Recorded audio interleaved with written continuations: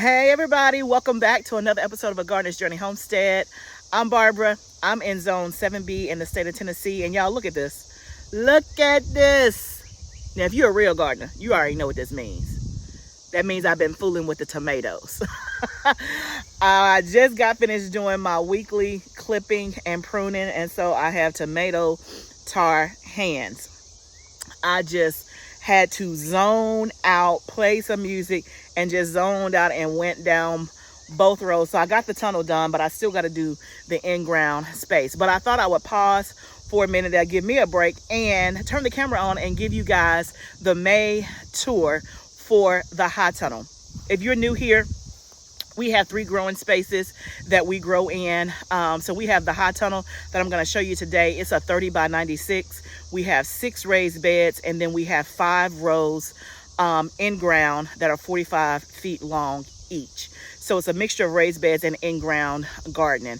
That's what I'm going to show you today. We also have an in-ground outside garden that's 4,000 square feet. I will show you a tour of that on a subsequent video. And then we have the space behind the house, which I shot a garden tour of that earlier this week. So you can go back and watch that video as well if you want to see what we're growing in the back of the house. But today we're in the high tunnel and things are already starting to pop off. So it's towards the last week of May. So the last time I try to do the videos, 30 days apart. So the last time we shot a video was the end of April, and we were talking about the transition from the fall and winter garden to summer. We had just started planting out some of the summer things. So the tomatoes were just, I think, getting in, if I'm not mistaken. So I cannot wait to show you how things have progressed as we move into the summer garden. So let's take a look inside and see what's going on. Let's start with the first raised bed on the left. This is what I call my Pollinator Patch. This bed is nothing but flowers. 1, because I love flowers, and 2, it helps to bring the pollinators in. So I've been doing this. This is my 3rd year having a raised bed solely dedicated to flowers for beauty and for pollination. So in this bed I have tons of different flowers. I have marigolds, I have celosia, I have zinnias, I have coleus back there, and then I have some dahlias in the back that haven't yet bloomed. But you can see the marigolds on the left are blooming. You can see I got some celosia blooming. So I'm really excited about that. I would say by the time we do this video next month for the June tour, we're gonna have flowers popping. Now, if you've been watching me, you know how much I love flowers. Like, it brings me so much joy. But let's say you're not a flower person. You still need some flowers in your garden. They call it companion planting, but flowers will help bring the pollination, bring the pollinator. So you want bees, you want things to come in and pollinate your food, right? But also flowers can help be trap crops, like for insects, or attract beneficial insects, or serve as a trap crop, meaning the insect that is bad will eat the flower instead of eating your food. So I would encourage you to make sure that you have some flowers in your garden space. If you're just starting out, basic is marigold. You can get marigolds and plant them with your tomatoes. That is a great companion plant and a great flower for pollination for your garden. So let's take a look at the next space. Okay, this second bed is full of celery and dill. Y'all, look at this celery. It is looking so good. And look at this dill. This is bouquet dill. This is my first time being successful at growing dill from seed, as well as my first time being successful growing celery. Look at all of this celery. Let's take a look at the bottom. Looking so good. So very good. That's dill in the back. That's also more dill. Over here I have some basil, and then this is Persian cress, which is a filler flower for bouquets and stuff, like just for accents. So it's my first time growing that. And then I have some lettuce out there in the back. So I'm really proud of this bed. It is doing well, and I've already harvested like 2 freezer-sized gallon bags of dill. Now moving on over here, this bed was newly planted within the last couple of weeks.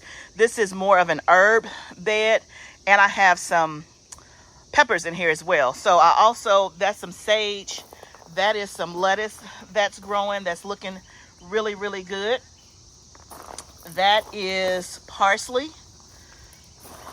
This is echinacea, rosemary, and then that's a lavender. I already have one little bud. I did that from seed. This is thyme, I think. Yeah, lemon thyme. It smells so good. And then that is a yarrow, and then the rest of these are peppers that I planted. You can see I already have a pepper growing there. And then the rest of these are like Thai chili peppers. And then look at this, y'all. This is coleus. I love my little coleus flower. Now, I thought I did not like coleus, but I'm loving it. I am loving it. A subscriber sent me these seeds. Thank you so much for sending them to me. I'm so glad that I tried it. I've seen it in the store before, and I'm like, I don't know. I don't think I like it. But it's in my garden. I have one in the Pollinator Patch, and I have one out here. Let me go back and show you the one in the Pollinator Patch, because it's gotten even bigger. But I did these from seed. It will forever be in my garden.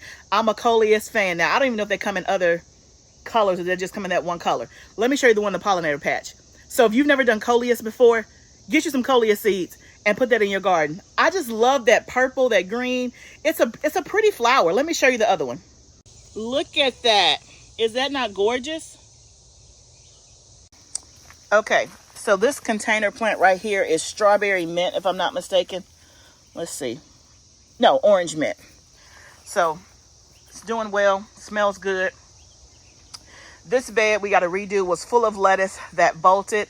So we had to take half of this out, and we will replant it when I get back in town. We're going to have to sow some more seeds, and I'll be showing you that because I'm going to be doing some heat tolerant varieties.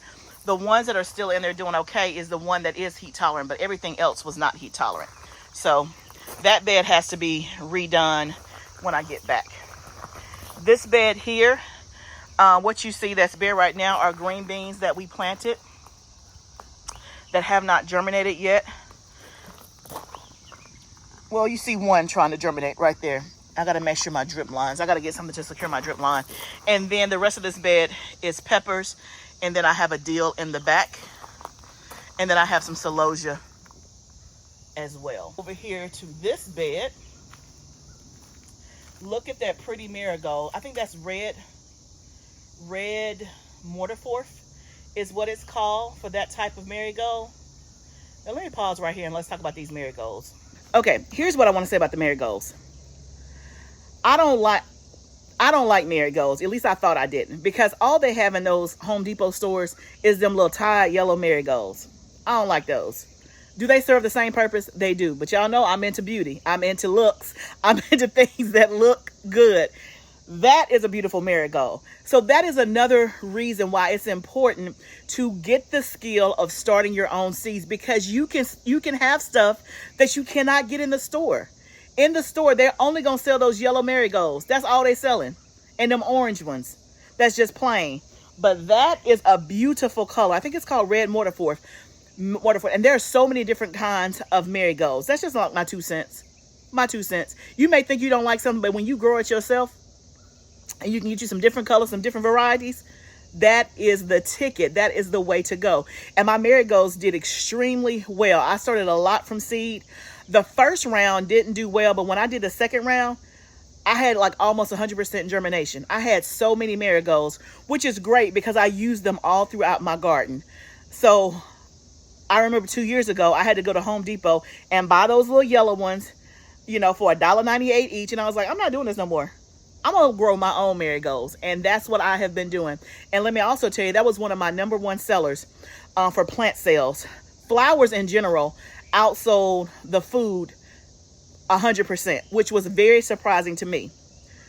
But those marigolds and zinnias and dahlias, people were buying those things up.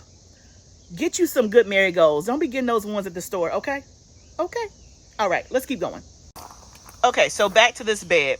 This bed is our non-spicy peppers. That one's laying down because it just got watered. Marigold pepper, another marigold. Look at that. You see the bee, y'all? Do you see the bee? He's invited. He's welcome. And he's here. Look at that. That's another pretty marigold. This right here is eggplant. This is eggplant, y'all. And look right here what I got beside this eggplant.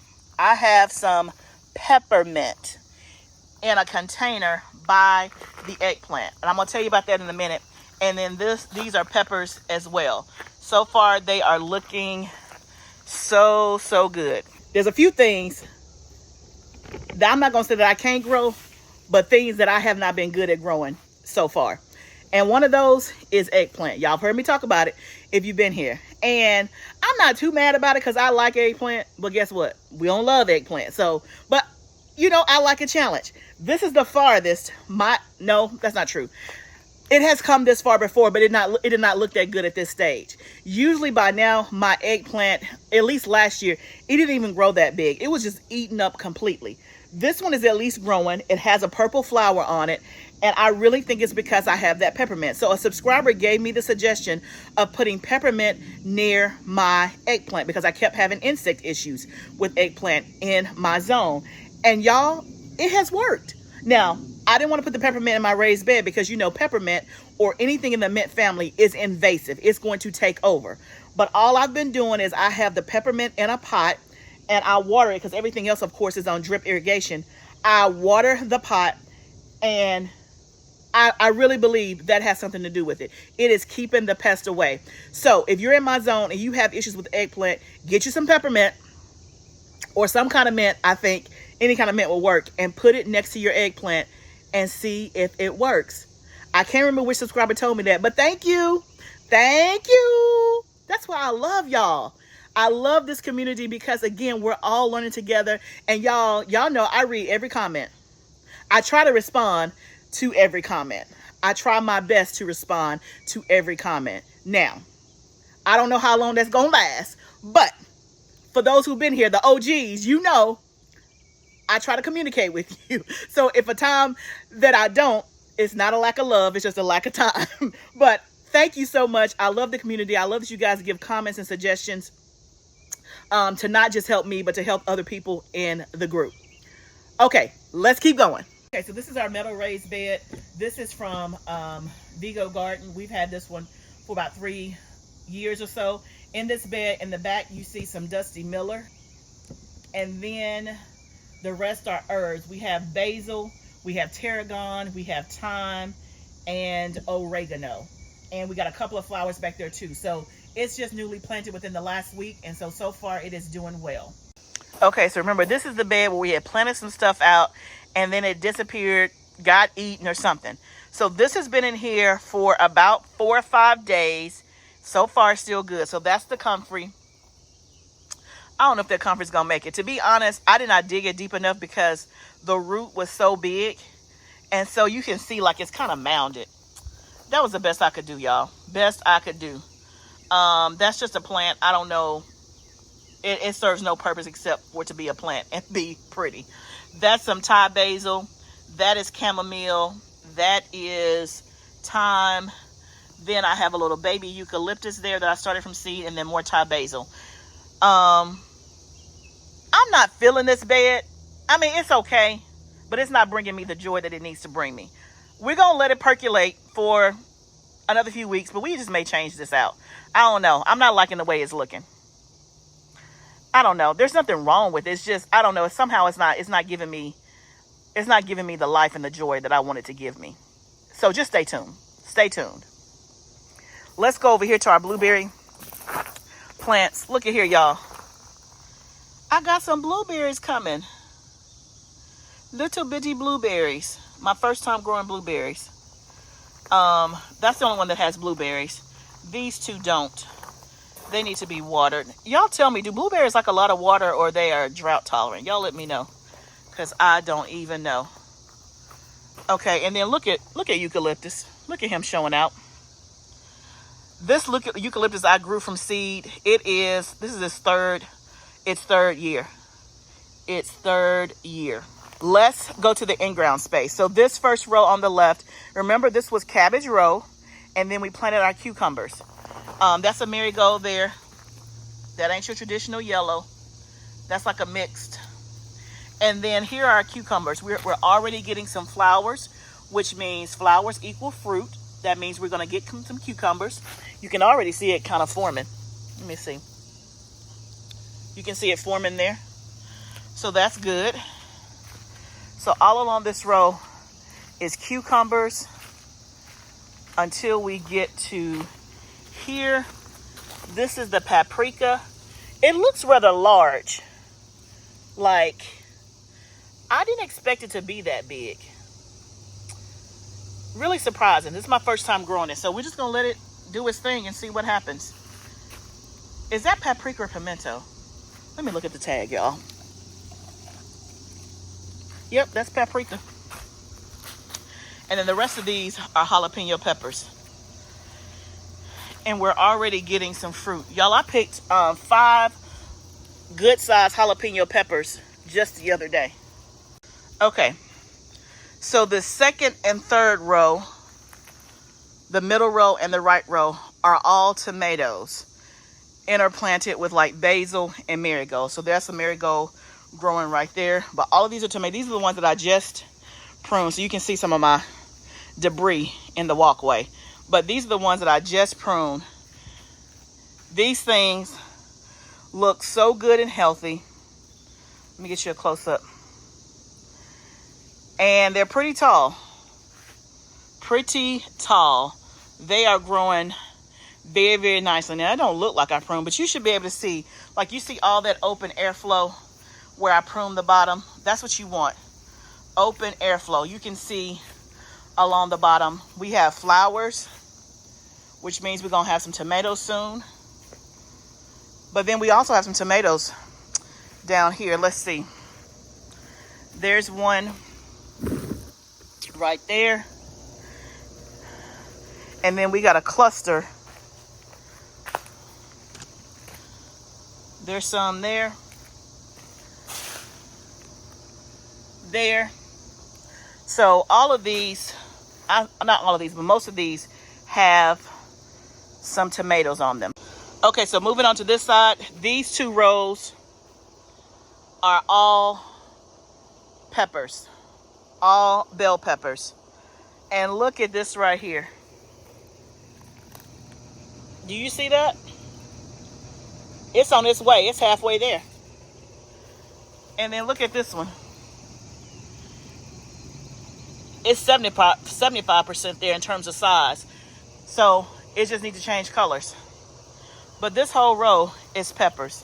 Oh my goodness, friends. Look, I didn't even see this one. Look at that. I don't know that I've ever had peppers this early in May. Peppers are forming. And then this is eggplant. It's looking pretty decent, but not as good as the other one. So I'm going to move another mint plant down here. But look, y'all, got some flowers. Here is another paprika. If you've gone paprika before, let me know if they get big. I just assumed they were going to be a small pepper. And I'm assuming they're going to turn yellow and then red. There's peppers forming there. So, and then we got some here.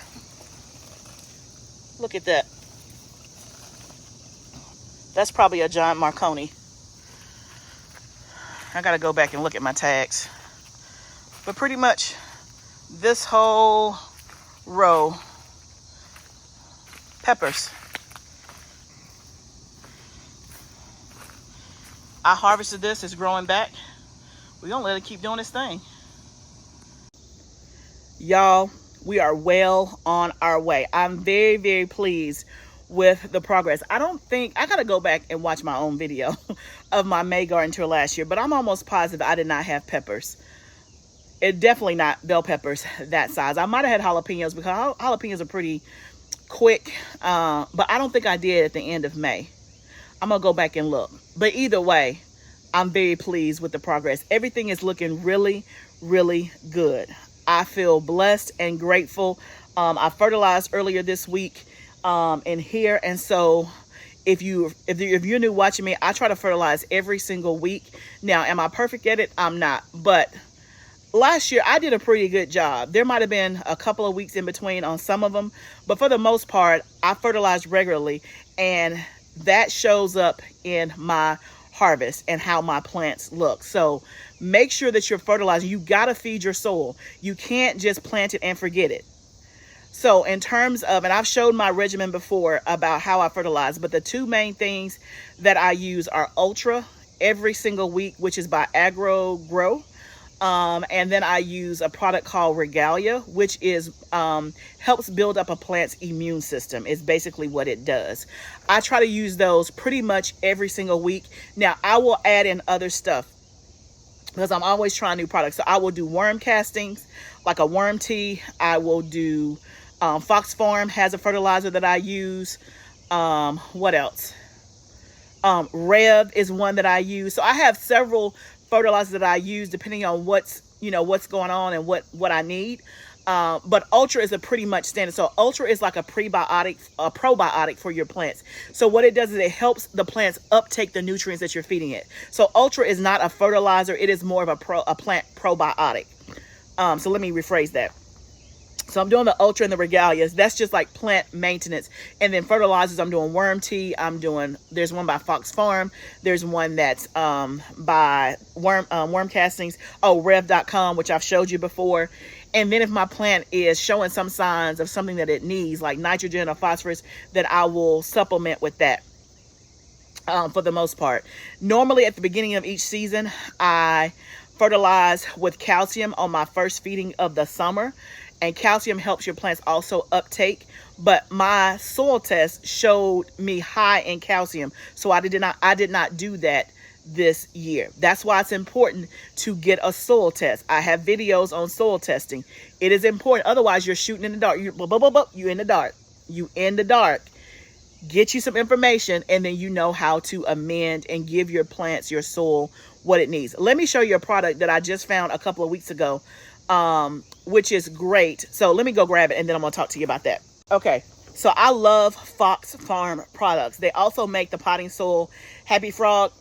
That's my #1 favorite potting mix. It's just hard for me to find and come by, which is why I use Backtoe a lot more than I use Happy Frog. But if I'm choosing, I love Happy Frog, which is also made by Fox Farm. But Fox Farm has a plethora of products. If you have a good feed and seed store or a really good co-op near you, then they probably carry Fox Farm. Y'all know me. When I'm traveling, I'm going to all the co-ops. I'm going to all the nurseries because I'm always trying to say, well, what they got that mine don't have. But I found this product by Fox Farm called Cultivation Nation, and it's called Micro. So this one is good for micronutrients, which when I did my soil test, my micronutrients are lacking. So quick lesson really quickly, if you're new to gardening, there are macronutrients and there are micronutrients. So your macro, M-A-C-R-O nutrients are your nitrogen, your phosphorus, and your potassium, the NPK. Those are the 3 letters that you see when you pick up a bag of soil or a bag of kelp meal or a bag of alfalfa meal. Those are the 3 numbers. Those are macronutrients. Then you have micronutrients, which micro, smaller. That's your iron, your magnesium, your boron, your iodine, your sulfur, things like that. And mine was low copper. It was low in micronutrients. Well, for the first time, I found a liquid fertilizer that addresses micronutrients. I do have a granule product that I used to amend my beds that are good for micronutrients. And azomite is a good one if you want a granule, but this is a liquid fertilizer, and you can see it says 501. So it has some nitrogen in it. Let me read to you. Okay, so this is a liquid fertilizer that supplies micronutrients needed to support plant growth. So it has calcium, boron, cobalt, copper, manganese, iron, and zinc in here. So if your soil is low on micronutrients, you might want to get you some of this, okay? And then this is another one by Fox Farm that I use every now and then. It's called Big Bloom liquid plant food. It has earthworm castings in it and things like this. It's a good product. I've never used a Fox Farm product that wasn't good. That's just my experience. But here's the point. Don't just put your plants in the ground and forget about them and be like, give me food, give me food. You have to feed your soil. So get on a regimen to fertilize your plants, especially also for those of you that are growing in green stalks. Containers definitely need fertilization. And so I try to fertilize my green stalks every single week, which reminds me I need to do that today. I need to do that today. But that's the garden tour for May in the high tunnel. Things are looking good. I'm pleased with the progress. This is one of those times you're like, it was worth it all for all those seeds that we started, all the chaos in the house, all the trays, all the dirt that spilled on my floor. It was worth it all because now we're about to have food. I hope that your gardens are doing so well. Let me know how things are going in your garden. And remember, it's a journey, y'all. Let's grow together. I'll see you next time, friend.